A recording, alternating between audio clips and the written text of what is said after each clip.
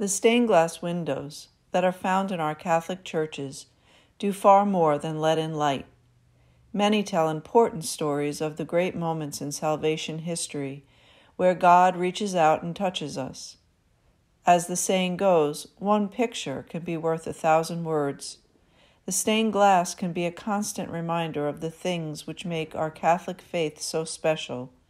They are literally windows to the divine.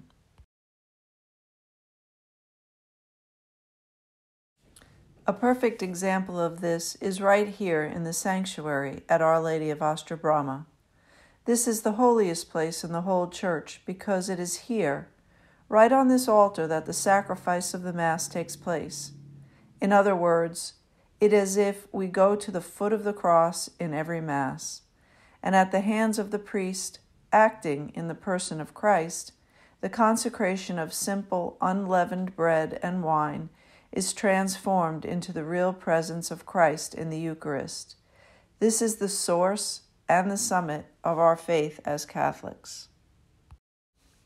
In both the Old and New Testament, we see God slowly preparing us to understand that He is going to do something miraculous with simple bread and wine. Throughout the Bible, bread is the symbol of God's life-sustaining provision for His children. In John's Gospel, Jesus ratchets this up in a big way. He tells us that, "I am the living bread that came down from heaven. Whoever eats this bread will live forever. And the bread that I will give is my flesh for the life of the world." John chapter 6, verse 51. So let me introduce you to the window and show you how its message is all about this living bread from heaven. At the very top, we see this beautiful circular image, which sums up the 4 stories that we will see below into one simple theme, that the real presence of Christ in the Eucharist is central to what we believe as Catholics. In the center is a monstrance. The monstrance is the vessel that we would use to display the Eucharist for adoration during exposition of the Blessed Sacrament. This is surrounded by 8 distinct panes of glass with beams of light radiating outward. This image reminds us that Christ should be the center of all that we do, that all of humanity revolves around our God, who is to be adored. We encounter God the Son here in the Mass, in a very personal way, when we receive Holy Communion. The 8 rays in the window remind us of the immense amount of grace we receive when we partake of the Eucharist. From it emanates the grace that brings us to everlasting life. You may have also noticed the 4 symbols in some of the points of the rosette.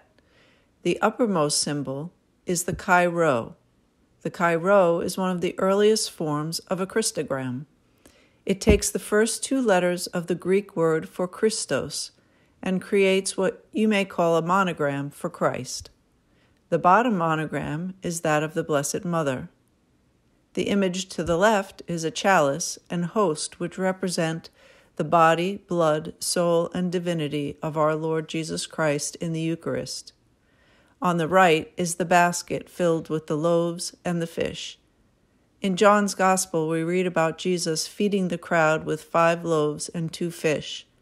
This Gospel story is a way Jesus shows God's love for us by providing a meaningful example of how He provides for our daily needs.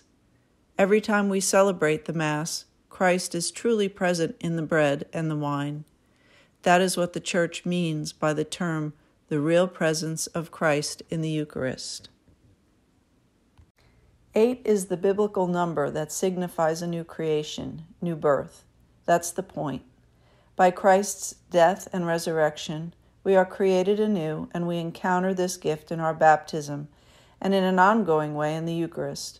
And this beautiful stained glass window says all of this and much more in this simple pattern of colored glass.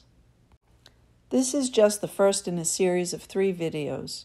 In the next 2 segments, we take you to the 4 sections of the window that tell stories from both the Old and New Testaments. These will help us see how God reveals to us that this is living bread come down from heaven. In the next video, I will speak about the two windows from the Old Testament. These stories span thousands of years of biblical history, so they cover some exciting topics. And together they all point to this one great theme, to Christ and his real presence in the Eucharist. So we invite you to click the link below, and we think you will really enjoy what we have to share.